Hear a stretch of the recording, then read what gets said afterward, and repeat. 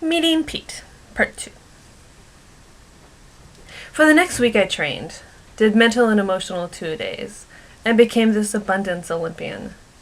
In the morning when I woke up and in the evening before bed I readied myself. When I sang in front of an audience for the first time by myself, I did what's called Emotional Freedom Technique, EFT, or tapping. You tap your fingers on various pressure points while venting or saying what's really scaring you, and the fears are released. I get it and I don't get it. I don't know if it's a placebo effect, and I don't care. By tapping on my fear of singing in public, I was able to perform a song written for 6 people, by myself, in front of an audience, many of whom were professional opera singers. If it helped me do that, it had to help me walk into a bookstore.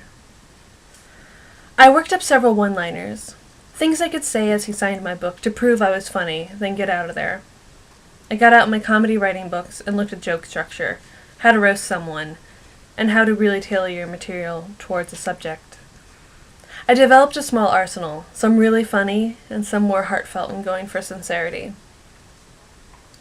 I monitored my thoughts the way coaches watch their athletes, checking their form, giving feedback and telling them to do it again.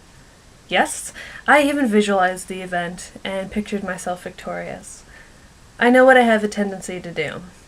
An evening with Dave Barry fans started to freak me out. Room full of my peers? One snicker, or whispers and laughter. Obviously they're talking about me, so try to be invisible. I'll check out the construction of the shelves, the spines of the books. The carpet is really not that interesting. Like an athlete watches videos to see how they did, and where to improve. By being aware of what could happen, I was hoping to prepare myself and plans in place in case something happened. The day came. I felt the way I used to feel when I competed. It was a day like any other, but different. The energy was a little crisper. I had a good day at work, which made me nervous. My days were split in half. If I had a good morning, then things fell apart in the evening. Change it, my mind said. You're in control. Maybe today will be a good morning and an even better evening. Who are you talking to? Where do you get off? I was starting to mouth off to my mind. Nerves were getting to me. Receipts in hand and caffeine and sugar in the cup holder, I set off. I kept telling myself, I love you, and kept breathing. Breathing's important. I was so afraid I'd accidentally have an accident. Not that you intentionally have one, but I was getting preoccupied with my nerves and feelings, that I was afraid I wouldn't see someone break, or I'd get going too fast and slide. I hit my signal for my exit. My one-liners. I forgot my one-liners. I'm going in unarmed. You're a comedy writer, I heard. You got this. The night was meant to be because I drove slower and got there in better time. I approached the strip mall that rivaled Santa's Village with all the tree lights, this magical little oasis. I drove by the bookstore. I expected it to be packed to the gills. There were a few heads, a few updated angular haircuts. I quickly returned back to the road. All I needed to do was hit the wrong car with the wrong self-righteous entitled yuppie, unearthing this personal attack against them while they were putting their polished shoe down. They weren't going to tolerate this violation of their rights. I hate Naperville. My mission now, because this was the only one that counted, was to find parking. I didn't want to walk far, but would if absolutely necessary. I approached the street I found Joy on last time. From my pause at the stop sign, I could see the spot I took last time was occupied. Plan B.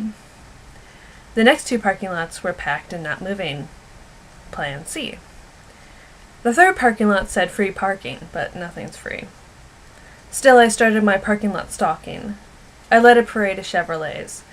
We circled imported cars like sharks waiting in the dark, eyes peeled for white reverse lights. I don't have as much a sense of humor as I did last week. I have hope, but it's going through my mental hourglass fast and fleeting. Why are all these people out? I'm never going to find a spot. I'm going to miss the event and I paid for it. I kept doing figure eights between the 3 parking lots, watching laughing yuppies stroll out of shops and meander towards their cars, and then sit there. Not turning on lights, just sitting there, contemplating how wonderful it is to be a yuppie. Then they turn on their lights and sit there for a few more seconds. By the time we've completed our next lap, they've pulled out and someone who has just arrived has pulled in. Then, lo and behold, in yonder parking lot, someone pulls out. It's for a makeup store, but I don't care. It doesn't say for primer and mascara only, so I pull in. I take a final sip of caffeine and sugar and exit the car before my mind has a chance to catch up. Off to the vent, here we go. This is what we've been training for. The wind reminds me it's February outside Chicago. It attacks me and gets in my way like a reporter with a mic asking dumb questions. I exhale and it catches my teeth and I whistle accidentally. A woman looks at me horrified. Yeah, I was whistling at you. I apologize. I cross the street, barely missing being roadkill for a white pickup. A pickup in suburbia? These be troubling times. But I didn't die. Hands in my pockets, chin up, eyes ahead, my flats crack like the highest heels on the walk to the bookstore. Feeling like I'm heading out of the holding area to the arena, I hear this announcer. Here comes your confidence underdog, the self-love dark horse. Don't write her off, folks, she came to play. She's not going home without a book signed. 2 people of comparable age walk ahead of me. We go in. It didn't rattle me, because I'm one of them.